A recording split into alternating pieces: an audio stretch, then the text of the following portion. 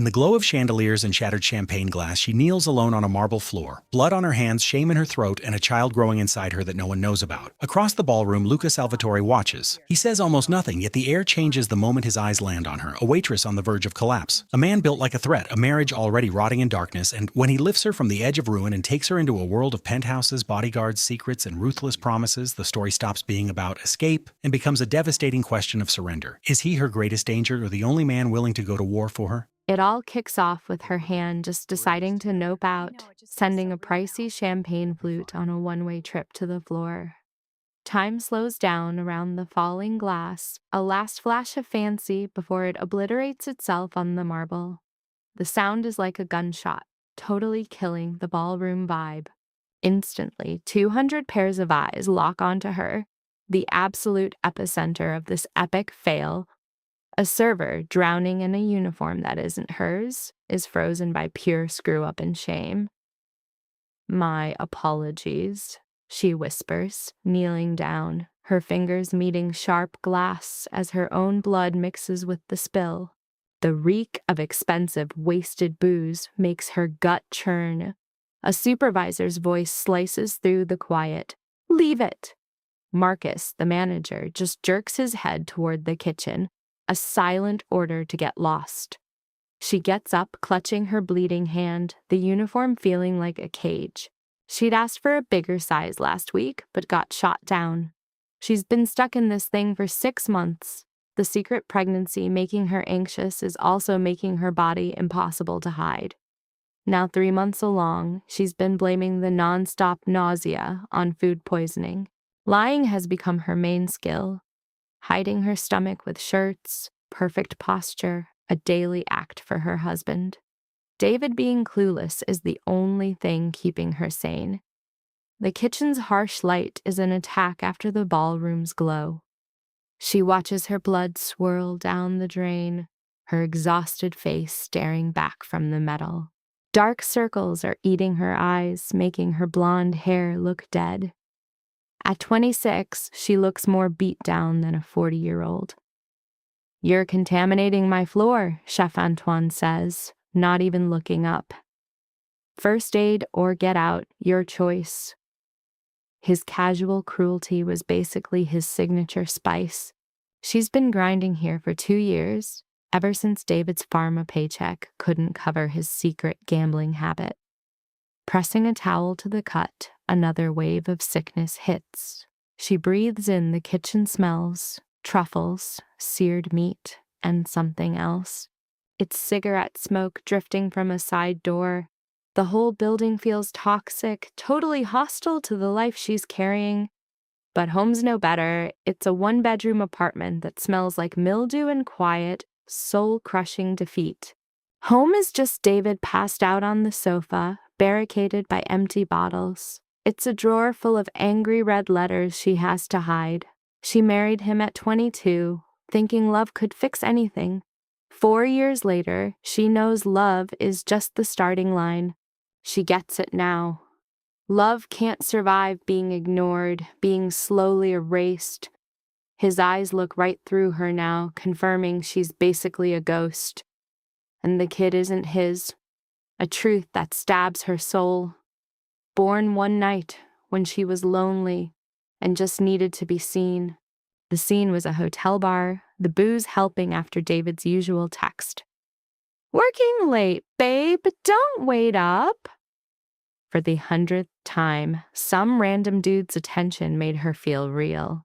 She forgot his name, but not the feeling of being alive, right before her world crashed back in. "Emily," the supervisor's voice yanks her back to reality. "The VIP section needs another server, now." Carrying a fresh tray, she walks back into the gilded cage. The Belvedere runs these charity circuses twice a month.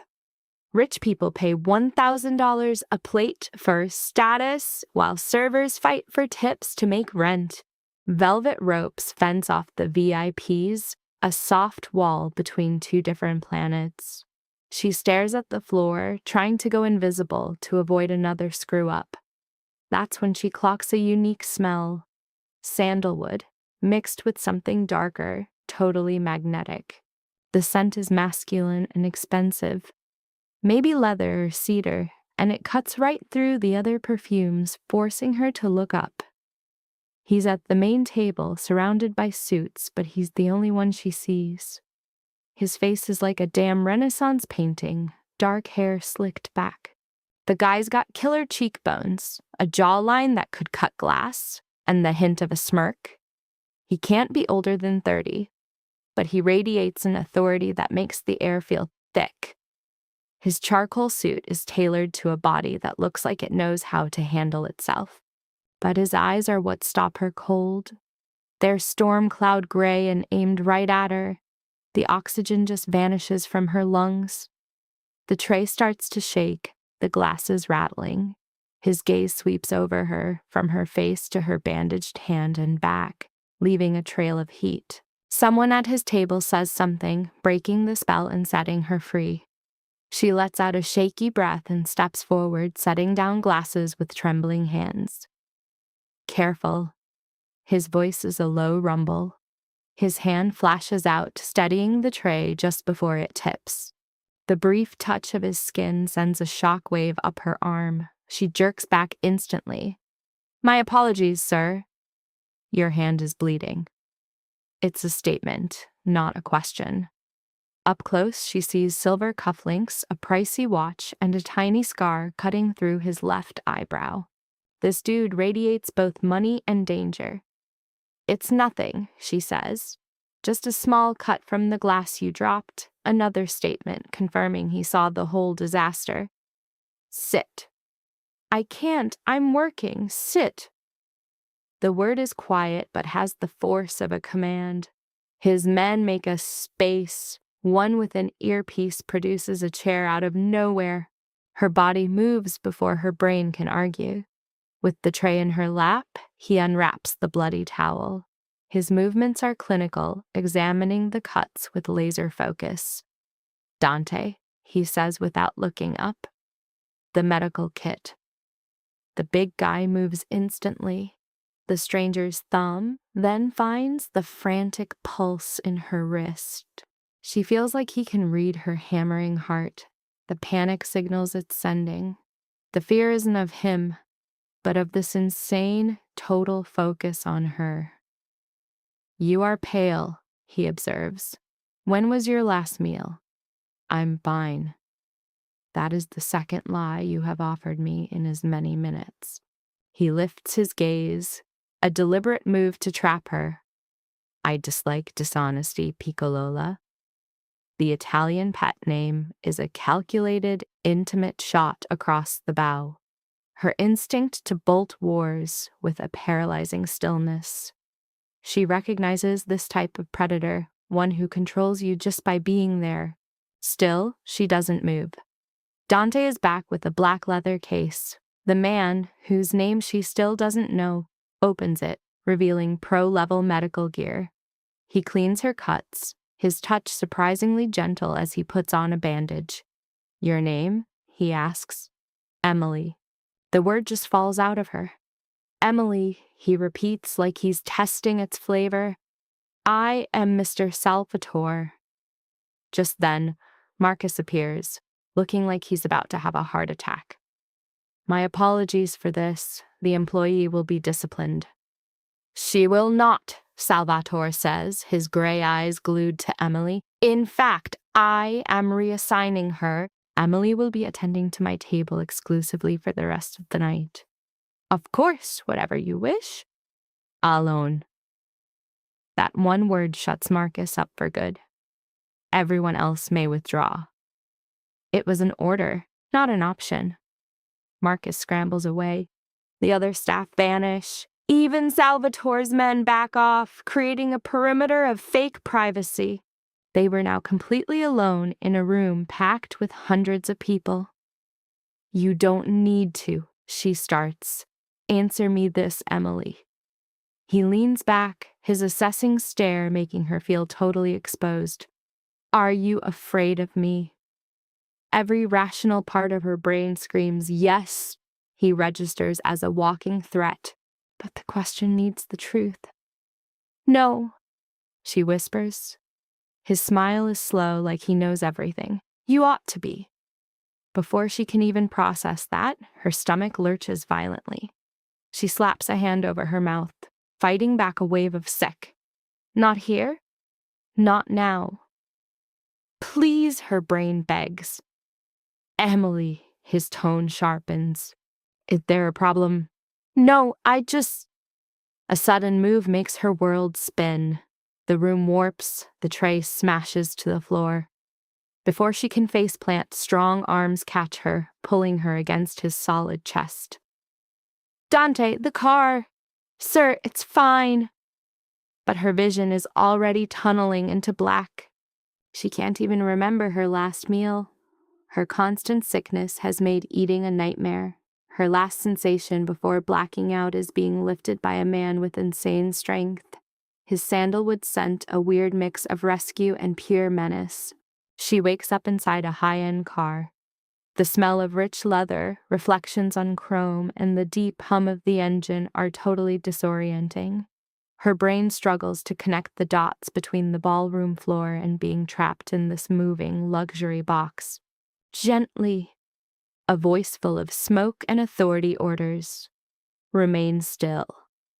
She fights the command on instinct, figuring that lying down is a bigger risk than being dizzy. She's stretched out on a long seat, her head resting on fabric that carries his sandalwood scent. As her vision clears, she sees her kidnapper, Salvatore, sitting across from her. He's perfectly calm, his stormy eyes tracking her every twitch.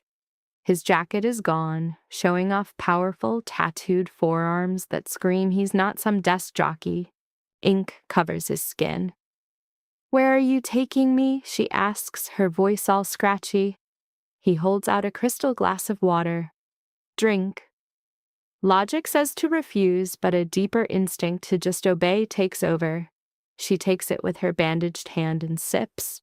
The water hits and her vision clears up. Better, he says, like it's just a fact. You fainted, malnourished, dehydrated. Last time you ate, none of your business.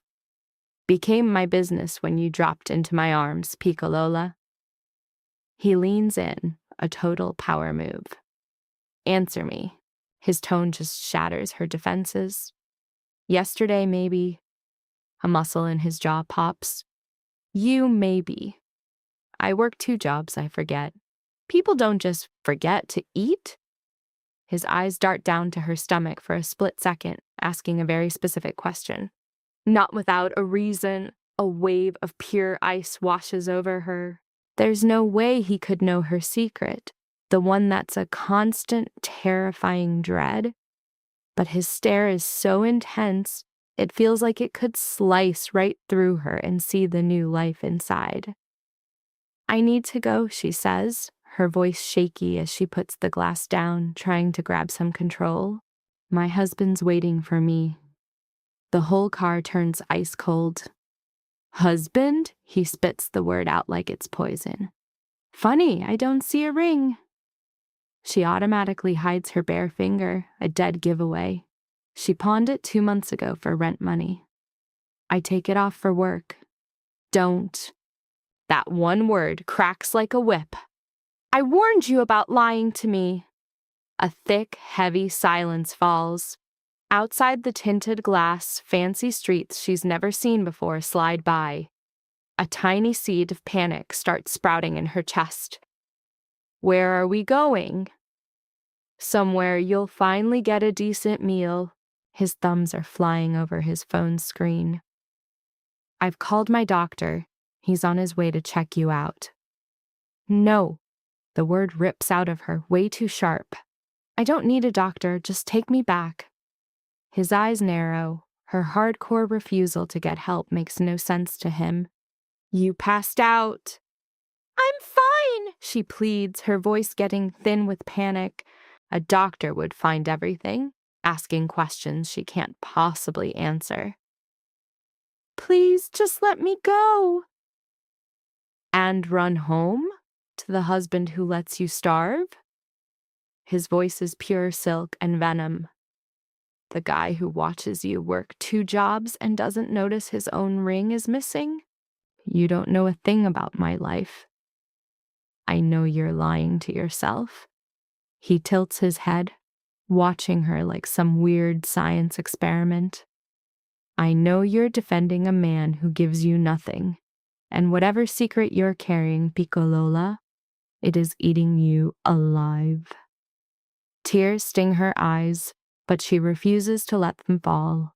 Crying would just prove how broken she really is. Why do you even care? She whispers, her voice cracking. We're complete strangers. No, he admits, not for much longer. The absolute certainty in his voice sends a shiver down her spine that has nothing to do with being hungry. The car dives down a ramp into a crazy high-security underground garage. Cameras track them past checkpoints every 10 feet. This is the turf of someone with serious power. This is not a restaurant, she points out, stating the obvious. Sharp! The car stops. Dante swings her door open like a pro. Salvador gets out and holds his hand out to her. Welcome to my home. And don't even think about saying no. This isn't an invitation. Every instinct screams at her to run, but her eyes are glued to his hand. The old scars, the silver ring, some weird magnetic pull, stronger than her fear, makes her take it. His grip is firm and surprisingly warm. They ride up in a silent elevator, boxed in by Dante and 2 other suits who aren't hiding their firearms very well. A quiet, lethal cage. So what do you do? She asks quietly. A tiny smirk plays on his lips. I'm a collector. That's not a real job. It's the only answer you're getting for now. The doors slide open to a penthouse with city sparkling below them through massive glass walls, a monument to total control. The huge room is all marble, dark wood, and expensive leather. Priceless art hangs on the walls. Through one archway, you can see a kitchen that looks like it belongs in a 5-star restaurant. Sit, he gestures to a couch, and stay. He walks to the kitchen, his voice low and full of command. A burst of rapid-fire Italian erupts from the kitchen. She catches a few words. Cibo, meaning food. Veloce, meaning fast. Part of her is screaming to escape, but she's so exhausted and the sofa is so damn comfortable she's stuck. Salvatore comes back holding a tray. The meal is super simple. Warm bread, cheese, fruit, and soup. Easy on a starving stomach. He sets it on the table in front of her. Eat. I already said I don't want anything. I heard what you said, he shoots back, sinking into a chair across from her, looking like a coiled spring. You'll eat this or I'll feed it to you myself. His threat sends a weird warmth through her. She obeys, lifting the spoon. It's just simple chicken broth. The first sip is a shock to her system. She eats while he watches, his gaze feeling less like an invasion and more like a guard's. Better? He asks once the bowl is half gone. Yes. She puts the spoon down. Don't bother thanking me. He moves to the giant windows, a dark shape against the city lights. Tell me about this husband, Emily. There's nothing to tell. Is he why you look like a ghost? He turns, the light hitting his face just right. Does he work you to the bone? My marriage is none of your business. Maybe, he agrees, closing the gap between them with slow, deliberate steps. But you are. Why? The question just bursts out. Why does some clumsy waitress get all this? Why are you doing all of this? He stops just inches away. She has to crane her neck back to look him in the eye. The real answer, Piccolola? I have no idea. I saw you, just a shadow going through the motions. And some broken part of me saw a matching piece in you. He lifts his hand, his fingers gently touching her cheek. The damaged always find the damaged. Any normal person would have pulled back. Instead, she leans into his touch, desperate for one small act of kindness. I have to go, she breathes. To what? To keep telling lies for a guy who's worthless? To keep this whole act up?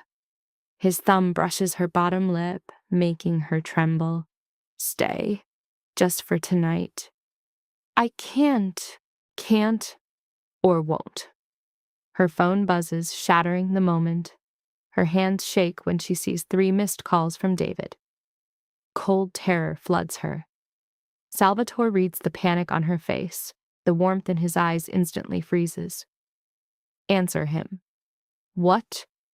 Call him back. Tell your husband you're okay. Tell him you're with a friend. His tone is pure ice.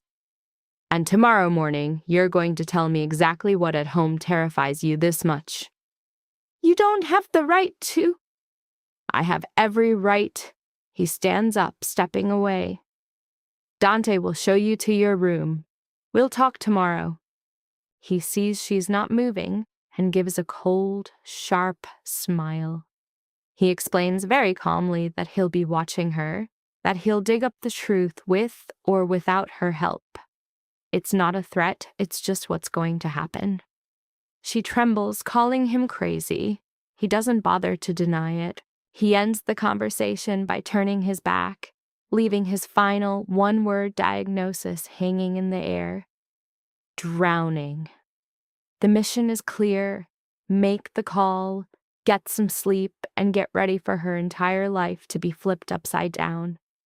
Her last spark of defiance fizzles out, crushed by exhaustion and his cold, hard truth. Her thumb taps the screen. After the 4th ring, David's sloshed voice answers, Em, where the hell are you? I'm staying with Sarah tonight. The lie feels cheap. Sarah's just a coworker.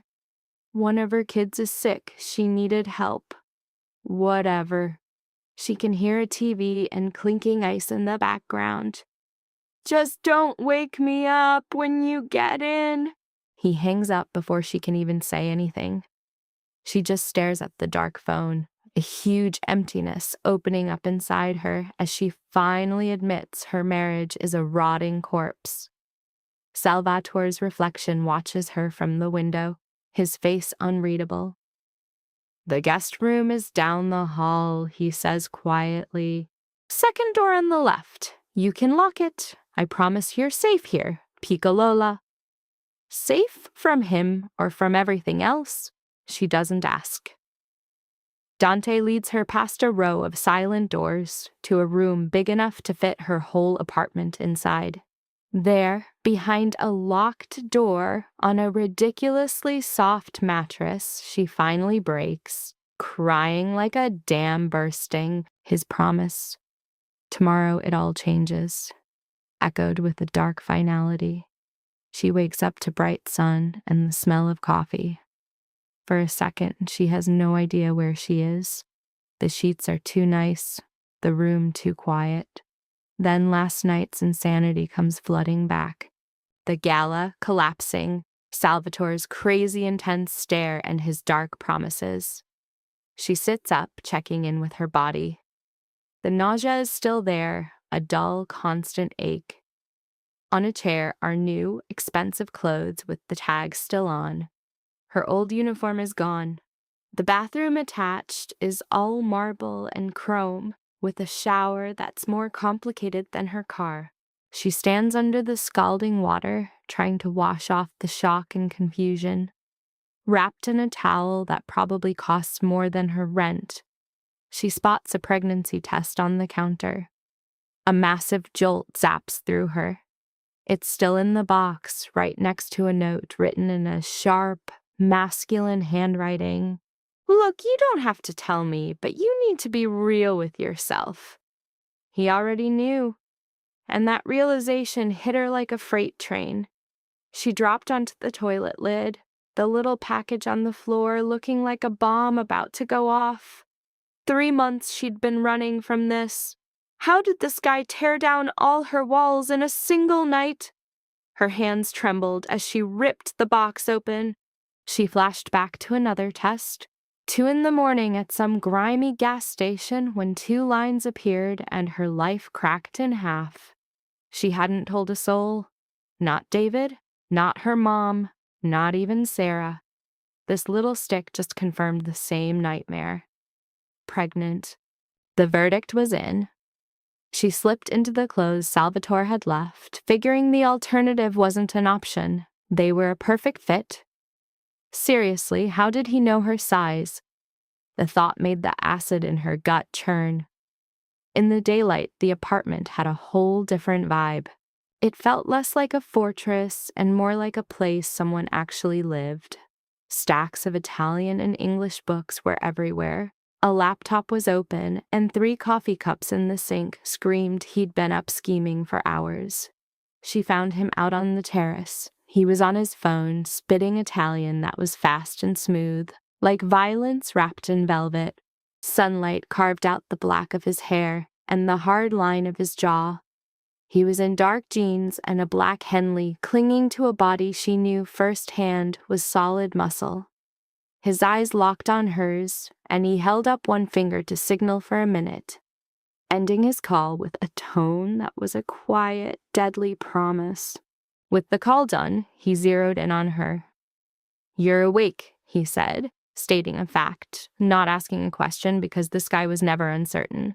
Her voice, thin and full of accusation as she held up the chest, shot back. "You knew. How?"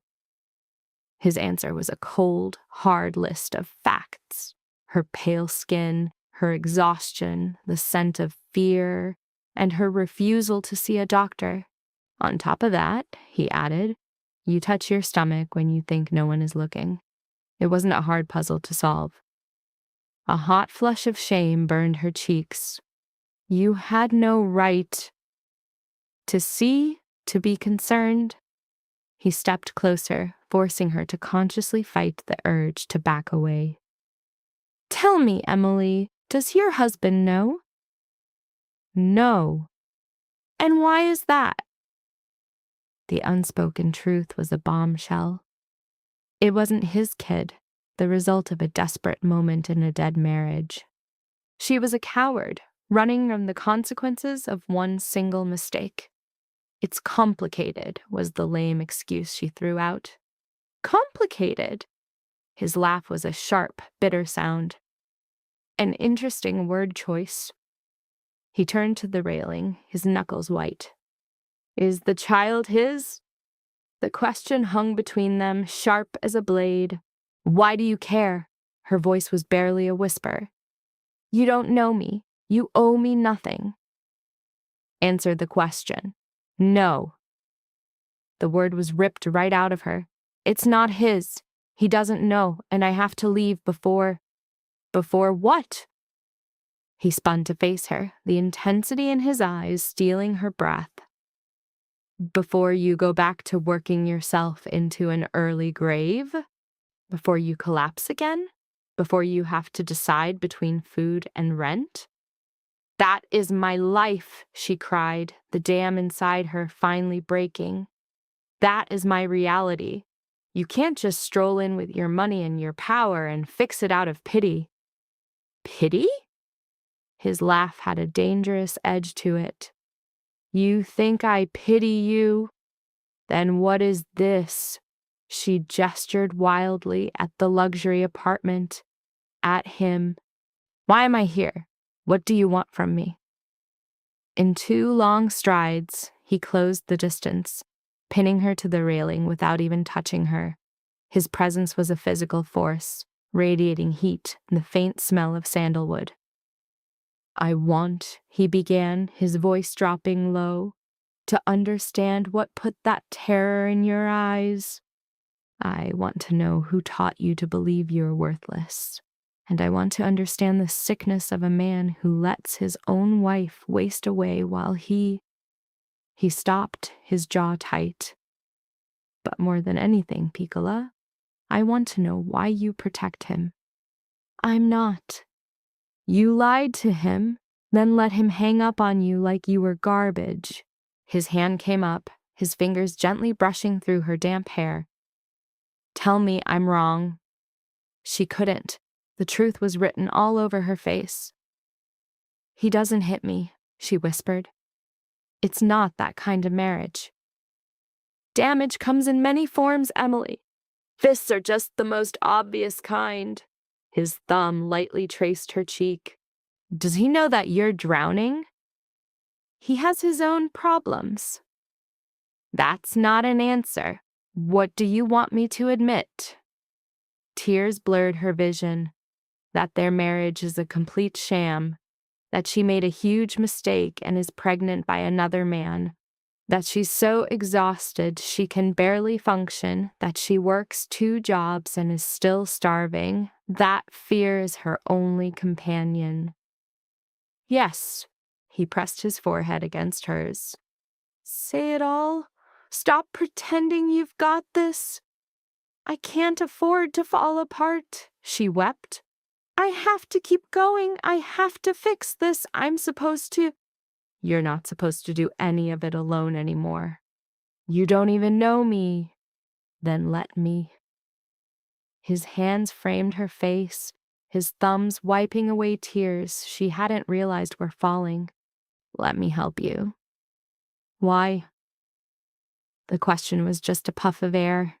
His eyes bored into hers, and for a split second she saw a raw vulnerability under all that control. Because someone should have helped me once and they didn't. Because I know what it feels like to be trapped. And because when I look at you, Piccola, I see someone worth saving. She should have flinched, seen the 5-alarm fire this situation was. She should have shut this stranger down, knowing he would only bring more chaos. Instead, she found herself leaning into his touch, clinging to a fragile, insane hope that she wasn't on her own anymore. Then the shrill ring of her phone blew the moment apart. David's name lit up the screen. Salvatore's face went ice cold. Don't answer. I have to. And what if you don't? He'll get worried. He'll come looking for you. His voice was dripping with contempt. Or will he just pop another beer and forget you exist? That hit like a punch to the gut because it was true. She answered the call. Sarah said you never got there. Her blood ran cold. What? I talked to her. I needed to ask when you'd be home. The unspoken "you're a liar" was practically shouting. She has no idea what you're talking about. So I'll ask again. Where are you, Emily? Salvatore stood completely still, radiating pure menace. I'm with a different friend. I didn't want to bother Sarah. Stop lying to me. Are you with another man?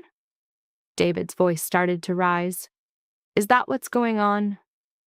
No, David. I just needed. Come home now. We need to talk. The line went dead. She stared at the phone, a cold dread twisting in her stomach. Salvatore gently took the phone from her shaking hand. He told her flat out she wasn't going home. She argued, insisted she had to. His refusal was absolute. He got on his own phone, calling some guy named Dante to go get her things.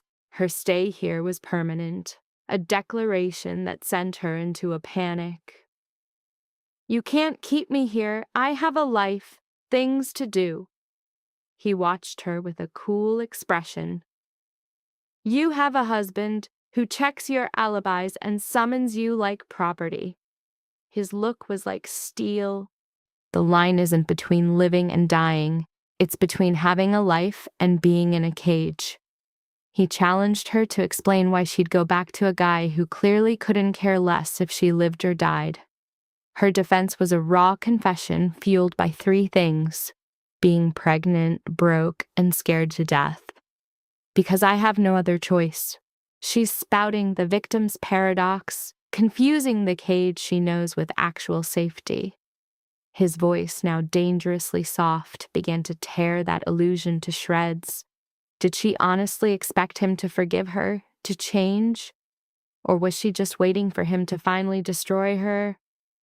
Her flinch was a retreat from the hard truth, a childish plea for him to stop. Just stop. He pulled her hands away, his touch gentle, but there was no give. Listen to me very carefully.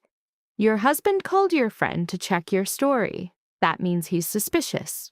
And when a man like him gets suspicious, he doesn't ask. He finds proof. How long until he finds it? Finds what? The pregnancy test you bought 3 months ago. The prenatal vitamins hidden in your drawer. The clinic bills. His gaze sliced right through her defenses. I had you investigated last night, Emily. My people found everything you've been hiding in 4 hours. Her world tilted on its axis. You had no right. I had every right to protect my investments. I am not one of your investments. Not yet. The absolute certainty in those last 2 words made her dizzy. But you will be, he stated, clearing his throat. Because I am making you a proposition, Piccola, and you are going to accept it. What proposition? Letting her go, he stood to his full height. In the morning sun, he looked like he was carved from marble, beautiful, immovable, and completely in control. He coughed once, then laid out his terms. You divorce your husband. You let me provide for you and the child. In exchange, he gave her a razor-thin smile. You will always tell me the truth. No more lies, no more secrets. You will let me handle your safety. That is madness. Perhaps, he shrugged. But it's also the only road that doesn't end with your complete and utter ruin. So, what's the move, Emily? Your prison cell or your get-out-of-jail-free card? She could already hear David's voice grilling her. See that salty, suspicious look he'd give her, trying to find some leverage. Then she thought about the baby, a life she couldn't bankroll but could never just abandon. She glanced at this absolute unit of a stranger offering her an out, a dude radiating pure violence and chaos. If I say yes, she whispered, what happens next? Salvatore's grin was a mix of terrifying and gorgeous. Then I handle your problem, little one. For good. What do you mean, for good? His poker face was solid, but his eyes gave away a new vibe. Maybe he was entertained, or just hyped that she was questioning him. I mean, your husband signs the divorce papers, no drama. You get the cash you need from the deal, and he never bothers you again. How? Her voice was barely a whisper.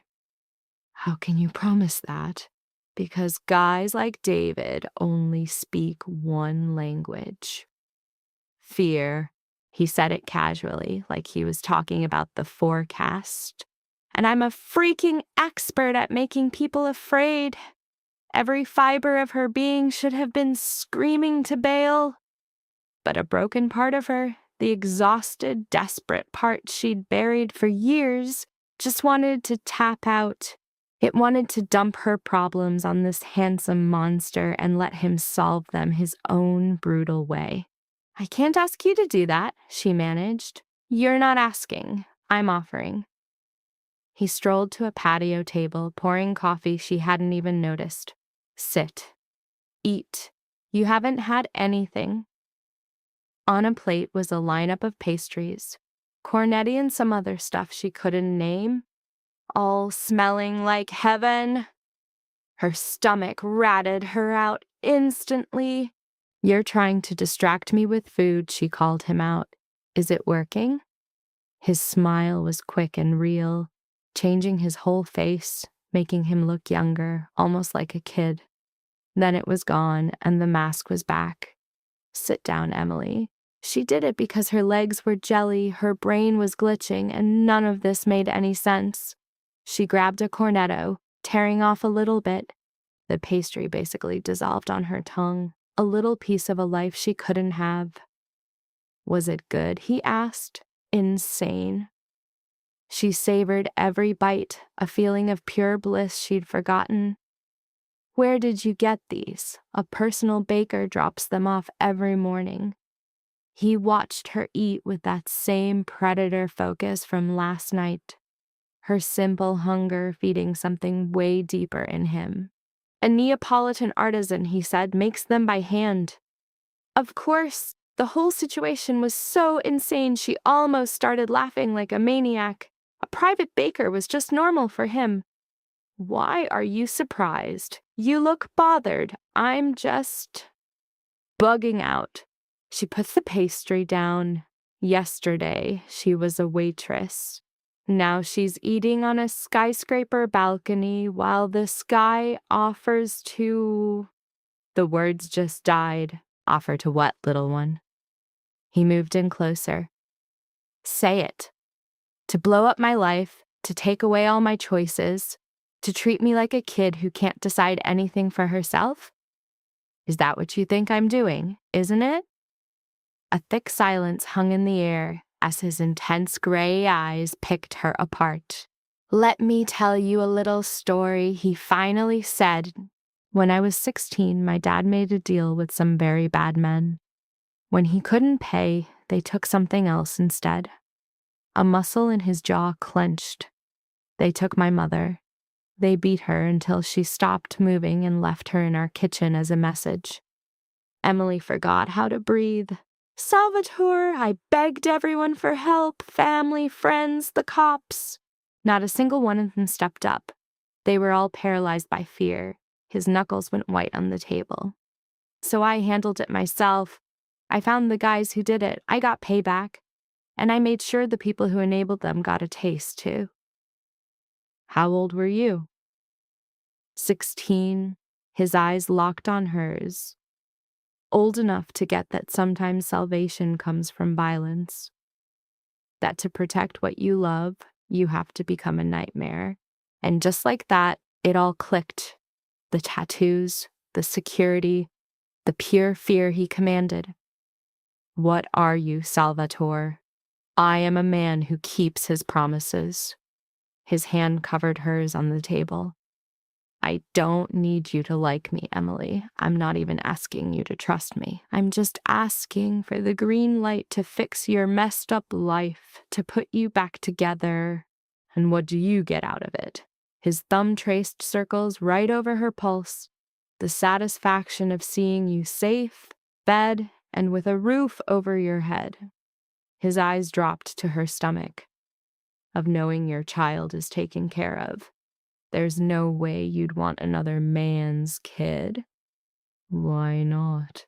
His voice was quiet and deadly. I'm a way better option than a father who doesn't even know it exists. The cold, hard logic of that hit her like a punch. He was right. David would flip out. The betrayal would be too much. Even if he tried, their life would be a non-stop anxiety trip. Raising a kid in a house full of shade and lies. I need time, she said. To think, to process, no. The shutdown was absolute. Time is a luxury you don't have. David's already suspicious. How long until he demands proof? Until he's going through your phone, your stuff, you. His grip tightened. How long until he hurts you, Emily? He would never. You sure about that?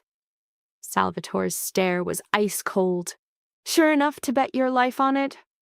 The life of your kid? She yanked her hand back, getting up on shaky legs. I need air. You're on a terrace 20 stories up. It's all air. Then I need space. Her words were coming out fast and choppy. I can't think when you're looking at me like what? Like I'm already yours. A heavy silence fell. Salvatore stood up slowly, walked around the table until he was right in her personal space, but not touching. I don't own you, little one, but you're getting my protection whether you agree or not. That's not your call to make. Then make a call. He pulled out his phone, pulled up a video, and showed it to her. But first, watch this. The screen showed a black and white security feed, time-stamped just 3 hours ago. It was David, leaving their apartment and hopping into some random car. The camera followed him to a house in the suburbs, a nice area with perfect lawns, the exact dream they always talked about but could never afford. He knocked on the door. The door swung open, and there was this hot blonde woman in a bathrobe. David pulled her into a hug that made Emily's stomach turn. Then he went inside with her. "They've been at it for 8 months," Salvatore said softly. "Her name's Jessica, a pharma rep. They met through work. Emily couldn't breathe. Her brain just shut down. 8 months. While she was running herself ragged, drowning in debt and lies, he was finding his happy place somewhere else. But wait, there's more." Salvatore's voice was gentle now, almost sympathetic. "Those gambling debts you know about, they're way worse than you think. He owes over $200,000 to some extremely dangerous people." The phone slipped out of her numb hand. Salvatore caught it like it was nothing. A tiny question escaped her lips. How long had he known all this? "Since last night," he answered, his voice turning to ice. He'd done a full deep dive on her entire life, he explained, needing to map out the territory he was about to claim. "You spied on me?" she whispered. "Nope," he shot back. He investigated every single person she'd ever known. Right there, Luca Salvatore started systematically taking apart her mind, dropping details about her life, her husband, her job, her bank account. He spun this massive invasion of privacy, this full-on audit of her entire being, right down to her health records as some kind of protection. Her protest just died as he laid out her dead-end situation, a debt trap built by her husband to make her feel completely powerless. He kept up the attack, using her old embarrassments to make her feel even more exposed. The final kill shot was him revealing he knew she was 3 months pregnant, which totally shattered what was left of her mental defenses.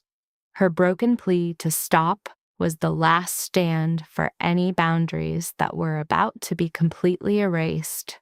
Then Salvatore revealed he knew about her Hail Mary plan, the $500 she had stashed, the bus ticket that was her last sliver of hope. With that, her reality just broke. She started to collapse, but he was already there to catch her. In that one move, the villain became the hero, kicking off the first step of a trauma bond as her will to fight completely vanished. Her question, just a whispered "how?" was the surrender of her last shred of logic. Salvatore's answer was a perfectly crafted piece of toxic manipulation, designed to make her totally dependent, because I actually see you as someone worth saving. Hearing that from the guy who orchestrated her terror triggered a massive emotional breakdown, cementing the twisted new connection between them. Her whole body was shaking, letting go of all the built-up fear and exhaustion. Through it all, Salvatore just stood there, a solid, quiet anchor, not offering any fake comfort. His stone-cold calm made him the only stable thing in her hurricane, a key ingredient in creating the loyalty of a captive. Once the waterworks stopped, he guided her to a sofa, making his presence feel totally normal. And that's when she unpacked her whole tragic backstory, the baby, being broke, her husband's messed up life. Laying it all out there was basically her admitting he was her only way out. Salvatore played the sympathy card, then instantly pitched himself as the only solution. "But you're not facing this alone anymore." Her entire focus shifted. She stared at him, trying to figure out his angle.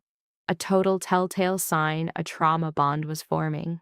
She was desperately trying to see the man behind the predator.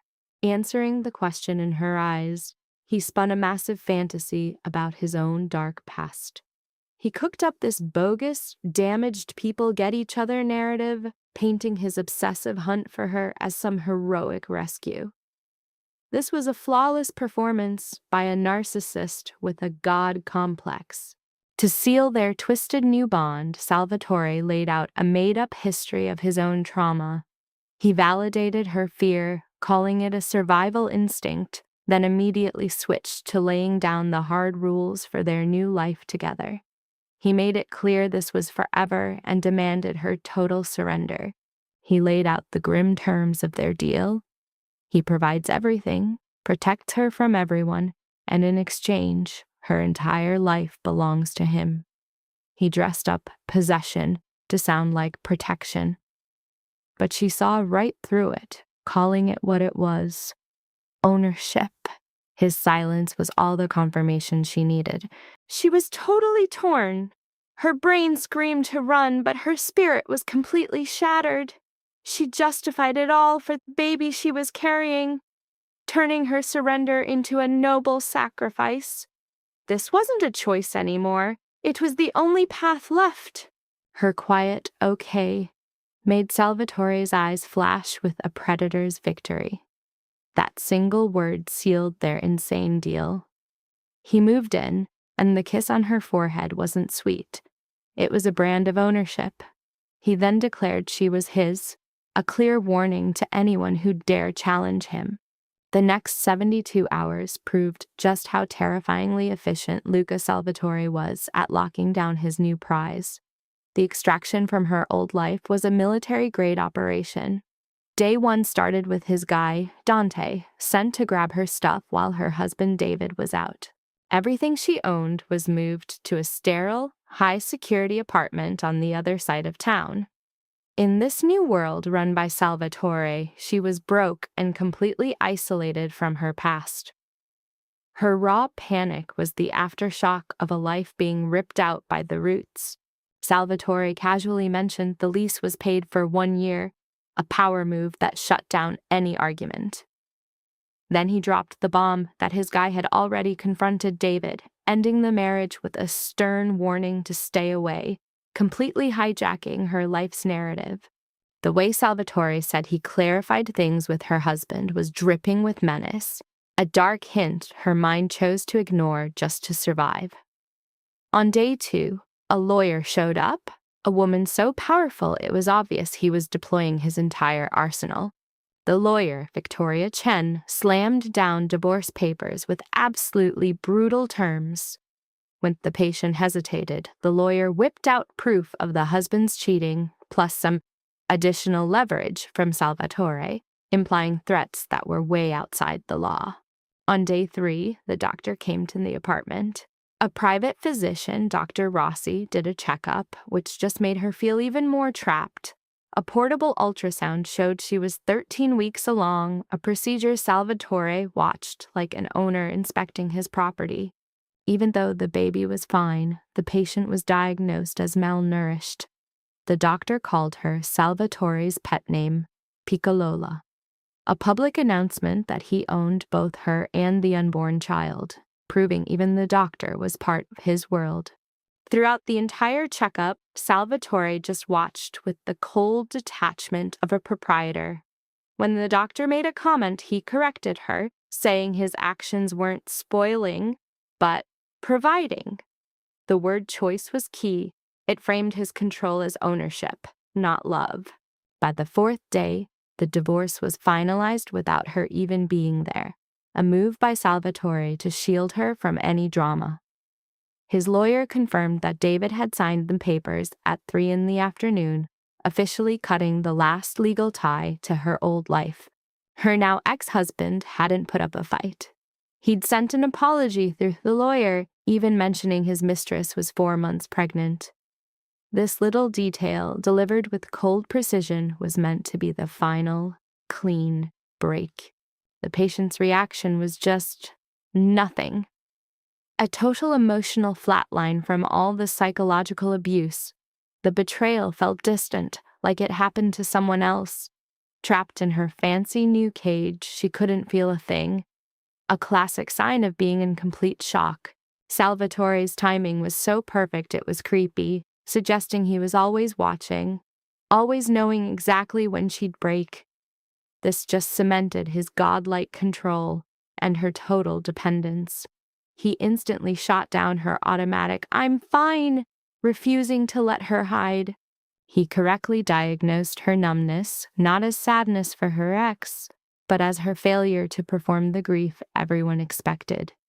By breaking down her own feelings for her, he positioned himself as the only one who truly understood her, making him seem less like a monster and more like a confidant.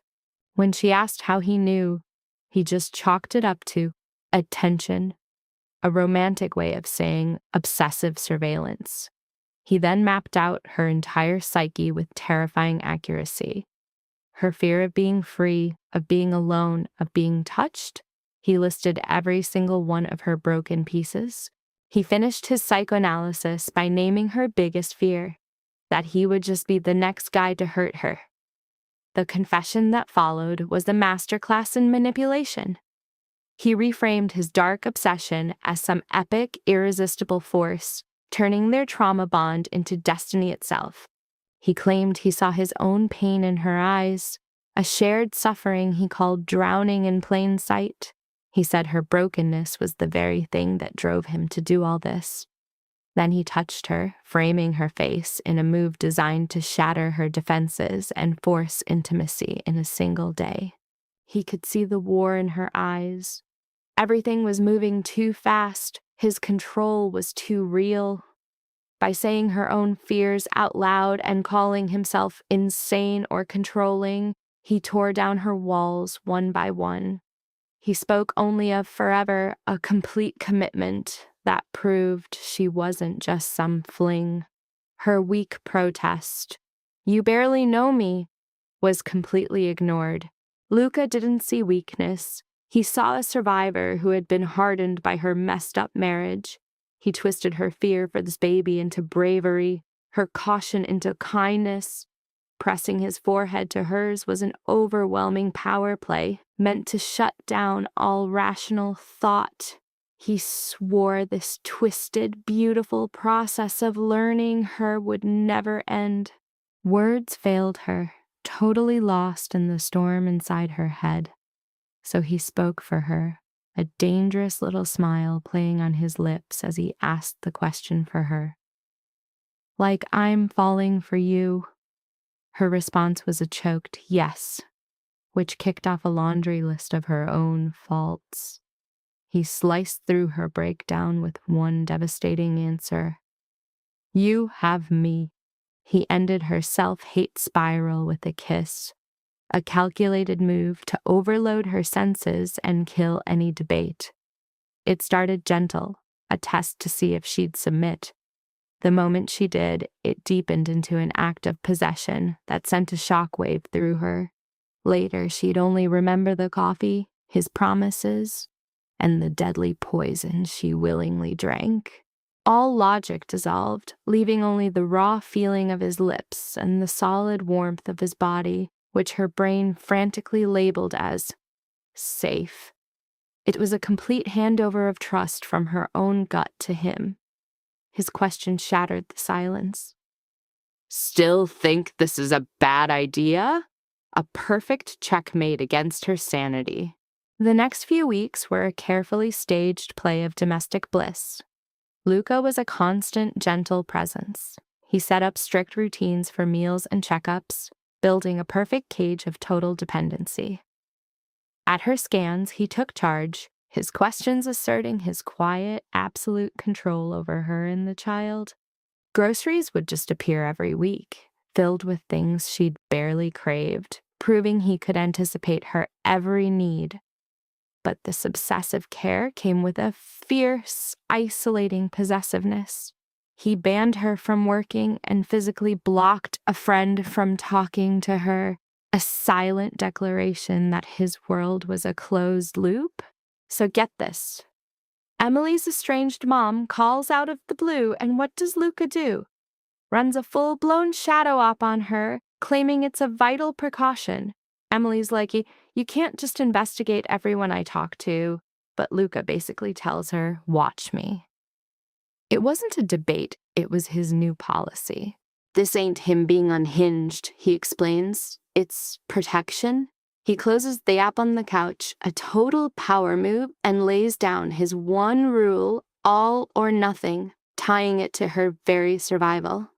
When she asks who from, he drops the bomb. Her mom's new boyfriend is tangled up with the Barada. The name just hangs there, a death sentence. He lays out the evidence, 3 calls in a week after 2 straight years of radio silence. That's not a family reunion, that's a planned attack. He tells her this isn't about reconciliation, it's pure reconnaissance. The shock on Emily's face proves she had no clue. Her own mother, he says, is using her for clout. He puts his hands on her shoulders, half comfort, half cage. He declares himself her shield against the world's vultures, a list that now includes her mom and ex-husband. She tries to say she isn't weak, but he flips the script, telling her she's not his weakness, she's his everything. And right then, it hits her like a truck. She is the biggest liability in his violent world. A cold, sick feeling washes over her as she pictures the target now painted on her back. Fear finally finds its voice as she realizes every relationship here is a contract sealed in blood. Luca sees her terror and goes full-on Terminator, vowing to eliminate every threat. He's not a boyfriend anymore. He's a one-man army, and protecting her is his only job. Then, at the 20-week scan, the ultrasound shows a daughter. The doctor says she's healthy, but that detail gets lost in the coming hurricane. That grainy image on the screen is a preview of her future. A daughter. A tidal wave of pure terror crashes over her, and a confession rips out of her. She's horrified she'll fail as a mom because no one ever taught her how. All her defenses just crumble into dust. He shuts down her self-doubt immediately, calling her an incredible mother already. He reframes her entire desperate struggle as a mama bear protecting her cub. The doctor, a woman named Rossi, accidentally backs him up, defining motherhood as survival, which just proves Luca's point and validates Emily's worst fears. She whispers, "What if I'm not enough?" And he swears he'll become everything she thinks she's missing. In her own head, their bond is a twisted knot of possession and protection she can't untangle. A perfect textbook case of a trauma bond. With one powerful word, Luca clears her confusion, relabeling their mess as family. That evening, he stages an epic private dinner, a flex of his money and power, gift-wrapped as a celebration of her recovery and a promise of her safety. She finally finds the guts to say it, that his gaze is predatory, like a man staring at a prize, not a person. He doesn't even try to deny it. "I am a possessive man," he states, his voice calm and deadly. "I do not relinquish what is mine." Her comeback, "I don't belong to you," is just the first move in a game she's already wired to lose. He then starts listing off how she depends on him, a cold, strategic takedown. His home, his money, her emotional stability. He traps her completely, using their unborn daughter as collateral. The kill shot is when he claims he hears her whisper his name at night, proof that he owns her mind, too. Her protest is a whisper in a hurricane. He moves closer, using the sounds he heard as proof, closing the last bit of space between them. "We belong to one another," he declares, right before his mouth crashes down on hers in a kiss that isn't sweet. It's a brand of ownership. She caves because in her broken heart she knows he's right. The last piece of her old self disintegrates. She's not a person being saved, but a treasure being collected. The second the kiss ends, he escalates, pulling out a small velvet box that seems to swallow all the light in the room. "This is a proposal," a sudden, calculated strike meant to shatter her defenses. He talks right over her stunned silence, dismissing the timeline as irrelevant. The ring inside is a stunning, silent argument he knows he'll win. Her breathless accusation, "You're insane," is met with a calm smile. "Perhaps," he admits before spelling out their entire future in vivid detail. He talks about raising her child, about a life built on joy instead of just survival, aiming right for her deepest hopes and fears. Every logical part of her brain is screaming no. It's too fast, it's manic. He's basically a stranger, but his words are a song she can't fight anymore. In the end, her heart overrules her head. She starts replaying everything he's done, recasting his danger as protection and his possession as salvation. He's not her jailer, he's the architect of her new life. Framed like that, she accepts her fate. His triumphant smile is the final seal on the deal. The ring slides onto her finger like it was forged for it, cementing her new path. They get married 3 months later in a small ceremony. The guest list is a hand-picked crew from her tiny new world, a quiet reminder of the beautiful prison he built. She feels his stare, adoration, dominance, and fierce loyalty all at once and takes it as one. Their daughter arrives with the December snow. For 8 hours of labor, Luca is her unmoving center of gravity, his voice an anchor in the storm. The moment she holds the baby, her mind breaks and remakes itself around one impossible truth. Your heart can actually live outside your own body. "She's beautiful," she breathes out. "Like her mother," Luca's voice answers immediately, his lips touching both their foreheads before he asks for a name. Staring into that tiny face, she sees him, his features stamped onto their daughter, locking her into this new dynasty forever. "Sophia," I name her, and the word feels like destiny. It means wisdom. Sophia Salvatore. Luca savors the name, a slow smile spreading across his face. Perfect. Later, watching him hold our daughter with that same brutal protectiveness, I realize how wrong I'd been. Love doesn't have to be gentle to be real. A sanctuary doesn't need to be an open field to be safe. And sometimes salvation comes dressed in shadows and menace, worn by a man whose love burns so hot it feels like a threat. But it was salvation. It was love. It was a hunger I never knew I had. "What are you thinking?" Luca's voice is a low rumble, careful not to wake Sophia. I am happy. The thought is a terrifying, undeniable truth. "I love you? I can't believe this is my life." "Then you had best grow accustomed to it, Piccolola." His eyes lock with mine over Sophia's head. "Because I am never releasing you. Not in this life, nor any that follows."